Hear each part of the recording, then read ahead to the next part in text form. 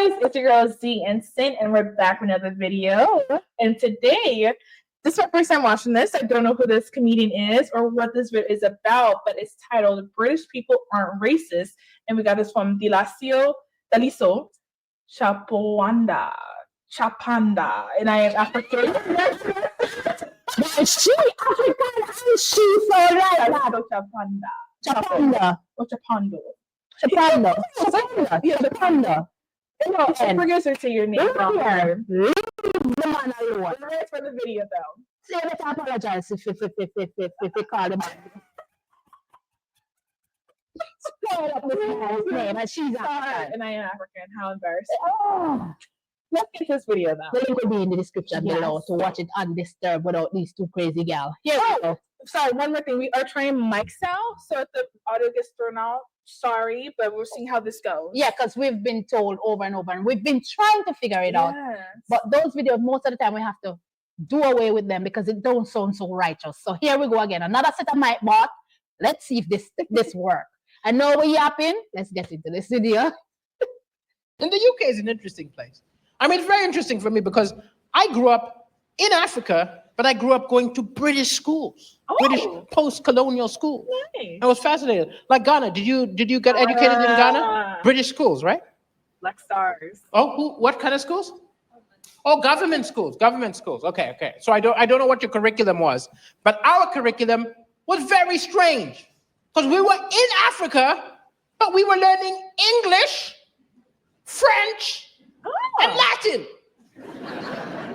We were not learning any African languages. Latin's a dead language. There's no one walking around talking Latin. My school thought there was more chance I'm going to run into the ghost of Julius Caesar than another African. And in history, what did we learn? Oh, we learned about Henry VIII. And that's weird, Latin. I wonder why would they teach them Latin? Like you said, it's like it's not. You won't meet somebody on the road speaking Latin. You know, like you hear French, some patois. You know, Wagon if you're Jamaican. You know, so we got a mixture in Africa. So, because when he said, I'm like, oh, so do you not speak that? Latin? No, you mostly hear French. Is definitely on the western side where I'm from, Cameroon. It's French. English a little bit. Certain countries speak like Nigeria, South Africa, Ghana, English. But French and English are the big two, and also the native dialect. Like the Swahili and all of that stuff. Okay. Yeah. And William the Conqueror. We did not learn any African history, even though we were in Africa. And then I moved to the UK and I heard all these people saying, why do all these immigrants come here? And I was like, well, you spent decades teaching me.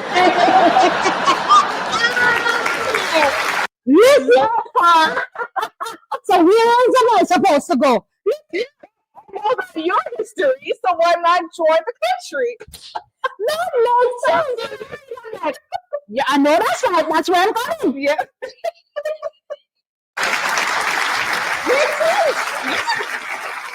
Where did you think I was gonna go? Should have taught me Japanese or something.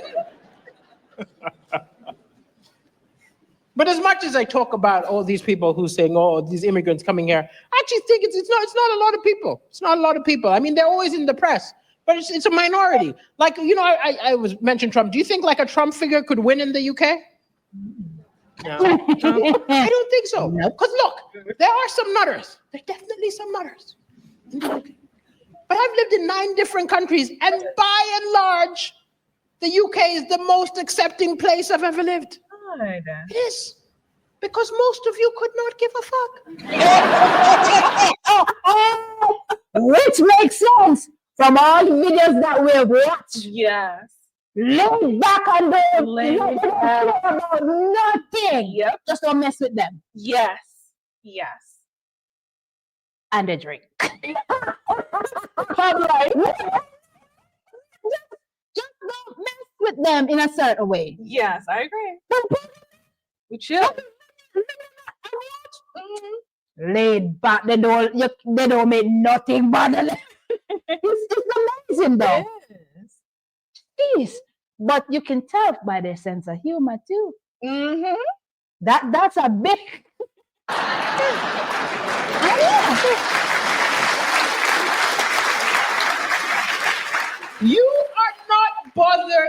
race at all. You don't have time. In fact, I would go so far as to say you hate each other more than foreigners. I live in Manchester and I've been told, oh, you're black, it's fine. At least you're not from Liverpool. That is real. The beef between Manchester and Liverpool, especially when it comes to football, oh, it's deep. Cynthia, I did a video that said, don't even call that. Don't confuse the two. Wow, that's crazy. Mm-hmm. I didn't know it was that bad. But it's bad. They're big teams out there, and it's very competitive. It's not even just about even the team. Mm-hmm. They don't consider them. Let's not even get into that. It's crazy.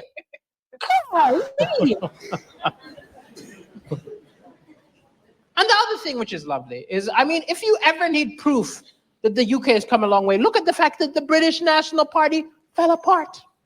They're no longer a party. And the reason they fell apart is brilliant. They fell apart because they forgot to file the paperwork to renew their status as a party. They were defeated by admin. And you know what must drive them crazy? I bet they all know if they had a few immigrants working in the office. Did you get it?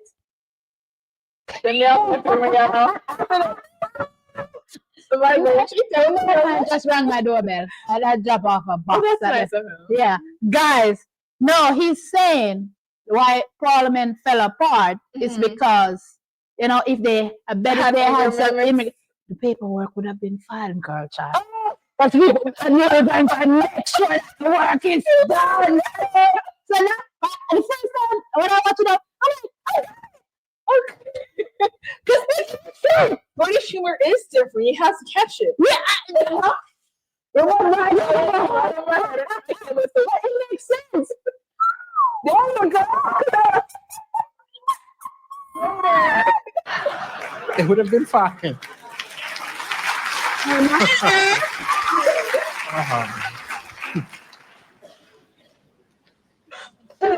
The good thing also in the UK is you can talk about everything. Yep. You can do jokes about the government. Yeah. I can do Theresa May jokes, no problem. You can talk about the Queen, no problem. It's not the same everywhere. You think I'm ever going to North Korea and drop in some, this is like Fatty Kim, yo, no. In fact, I'm not even going to put that on the special. Just going to edit it just in case he watches it. No. Kim Jong-un jokes, no Putin jokes, nothing. Leave it alone. I actually got in trouble in Malawi over a joke. And at the time, my dad was in the Malawi government. You'd think that gives me some protection. No, it did not. My dad was a minister, government minister. And it was interesting because when I was younger, he was obsessed with my education. No matter what grades I got, they weren't good enough. If I got 5 A's, 2 B's, he'd say, no, you're not reaching your potential, huh? Apply yourself. If I got 7 A's, 1 B, no. Apply yourself. Not reaching your potential, he'd lock me up, make me study. And I understand though. He just wanted to be proud of me. He was pushing me to be the best version of myself. Yep. And he's still in the government, right? He's still in the Malawi government. So I called him the other day and I said, Dad, there are food shortages all over Malawi and there's strikes in the street. Apply yourself. I don't think you're reaching your potential.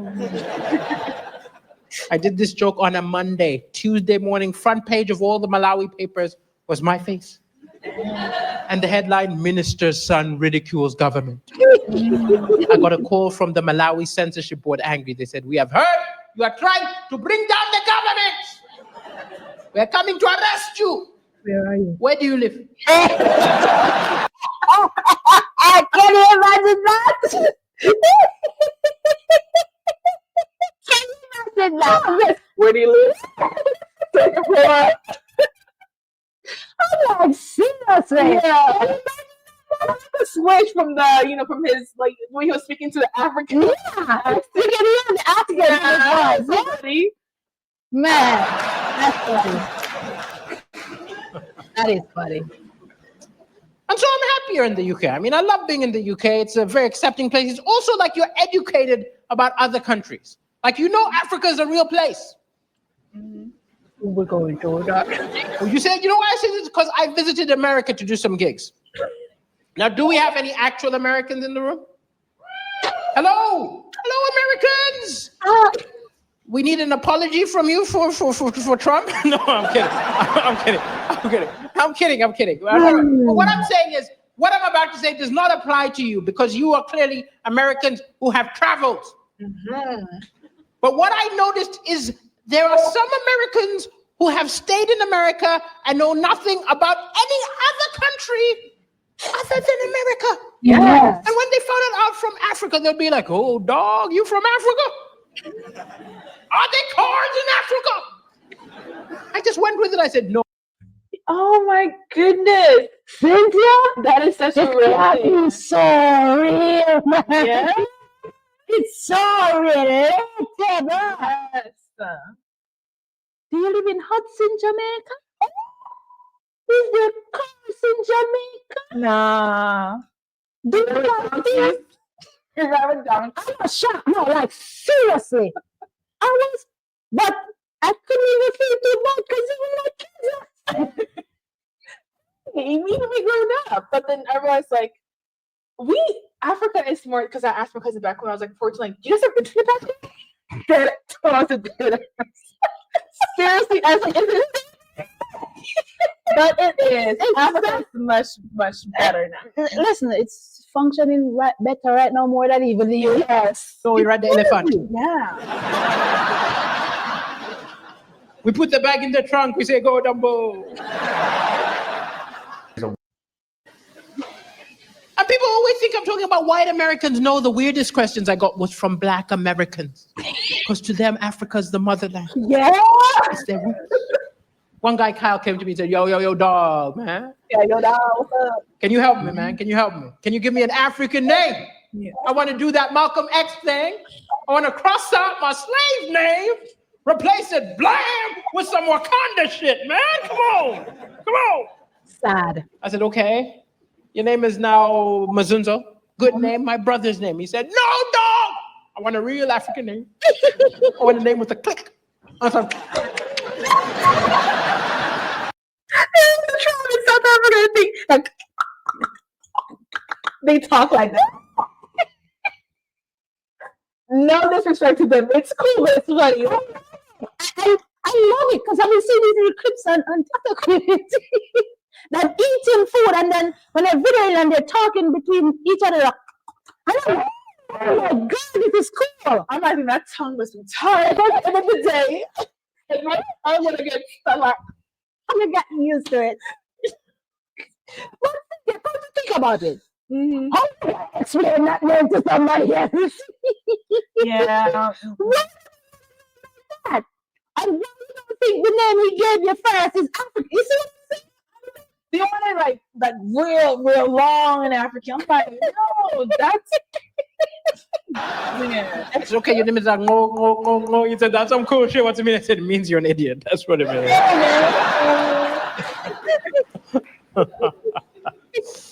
I'm not saying that they're not cultural differences. Of course, they're cultural differences. Of course, there are lots of things which are different about us. We've got, I don't know, like I was talking about the churches. Religion is very different in Africa. Right? It's very different, very serious. But I still make fun of it. You know, a lot of people say you shouldn't make fun of stuff. I still write jokes about it because I can see the funny. Mm-hmm. I remember when I was a kid, the first time I walked past a church, I said to my dad, Dad, why is there a cross on that house? My dad said, well, the person who started that religion died on a cross. So to remember him, we have the crucifix. The next day, I was walking past the synagogue and I saw the Jewish star. And I was like, wow, the person who started that religion was killed by ninjas.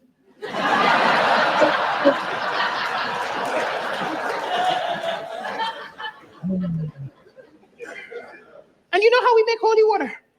Priest gets regular water, blesses it, it becomes holy. If I was a priest, I would bless everything. I'll go to McDonald's, order a burger. Holy cow. That's so wrong. That's the thought. Mm-hmm. Holy cow.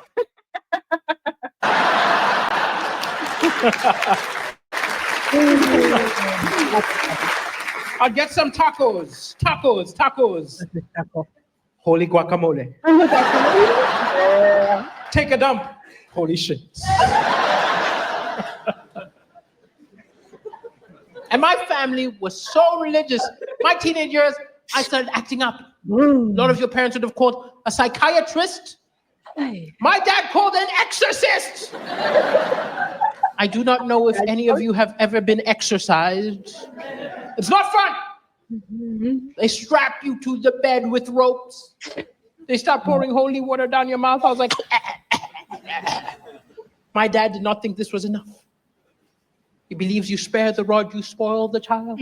There was a big wooden cross. He grabbed it, passed it to the priest, and said, beat him! Beat the devil out of him?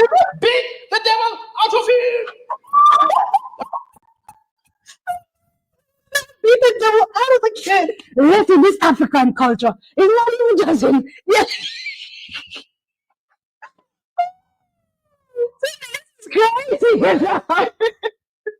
sitting here laughing about it, but shit, this is from our childhood, what we went through.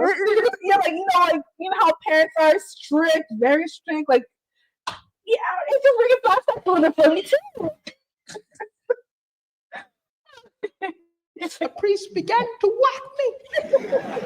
I was on the bed like, ah. So understandably, when the priest said, Satan, I figured I better play along. Now, I've watched The Exorcist movie. I can't turn my head around 360 degrees, but I gave it a good shot. I was like,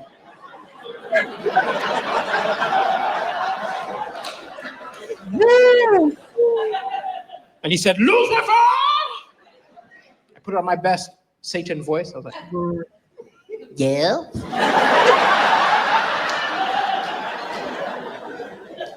He said, Satan, leave this boy. I'm leaving. Then I got a great idea. I pointed at my dad and said, I'm going into him.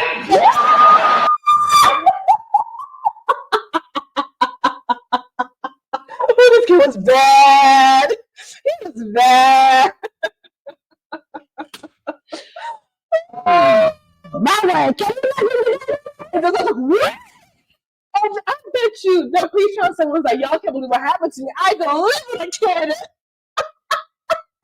kid was such a loss. Oh, geez, y'all were beating him. Was he like, how did he like, and be so serious at the same time?